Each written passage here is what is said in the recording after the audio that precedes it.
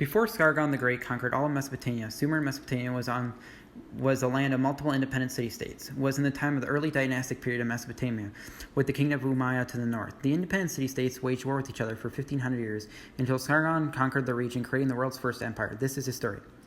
Before we get into his story, please hit that subscribe button and comment below what future videos you want to see next.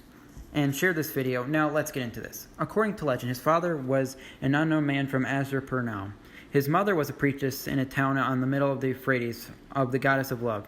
His mother sent him down the river Euphrates in a basket. He was found by a man named Aki of Kish, who was the gardener for ur-zababa of Kish, the second king of the fourth dynasty of Kish. He was the grandson of the legendary queen of Kish, Kuba, who was the only Sumerian queen of the time, and was worshipped as a goddess in the early Hittite period, another area and near Asia there. Anyways, Sargon would become, eventually he would go up the ranks and he would become ur-zababa's cupbearer. It was a prestigious position at the time, as poisons were common, and at the time they were considered to be the king's right-hand man. Sometime later, lugar-zage-si, the king of Umayyah, and eventually he would become the king of Uruk, led multiple campaigns to conquer the Sumerian city-states. Eventually, he went to Kish, Sargon's home. King ur-zababa sent Sargon an offer of peace, but lugar-zage-si refused and offered Sargon to join him. Sargon agreed, and together they conquered Kish. Ur-zababa escaped and went into hiding. Lugar-zage-si briefly united Samaria as a single kingdom, even going on a raiding party to the Mediterranean Sea some years passed by.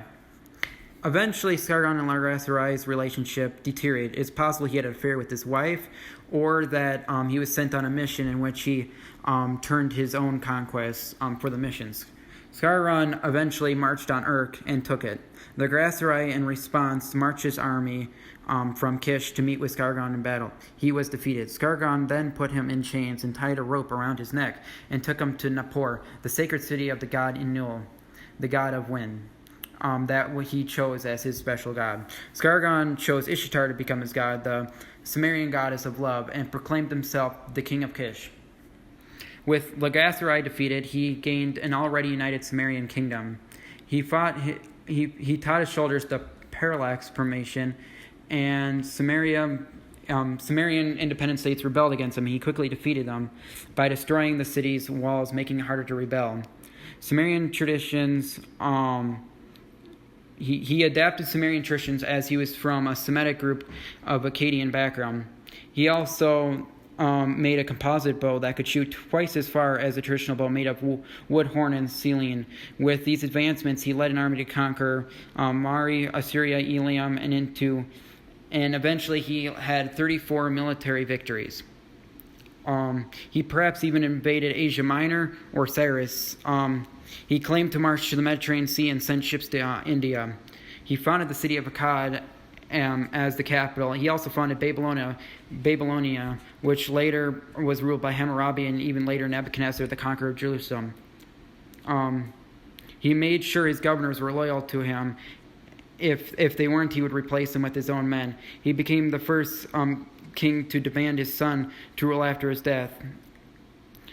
He made his daughter Inanna the high priest of Inanna, where he could control his religious, political, and cultural affairs from afar. She was also the first writer known by name and was a very powerful administrator of that time.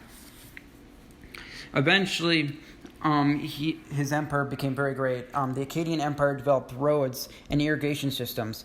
They probably had the first collection of astronomical observations. They also had the first cadastral survey to track real estate in the area. And finally, they had the first regular postal service. Sargon went to rule for 56 years and died of natural causes in 2279 BC, according to Sumerian king list.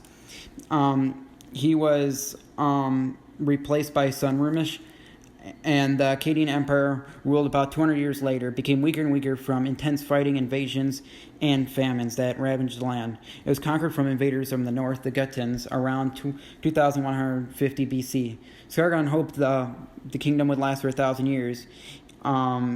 it turned out it would not. But he would end up having an immense impact on Assyrian and Babylonian culture, and that's the story of Sargon of Akkad. If you like this video, please leave a like and subscribe, and share this video with a friend. See you next time on Ultimate World History.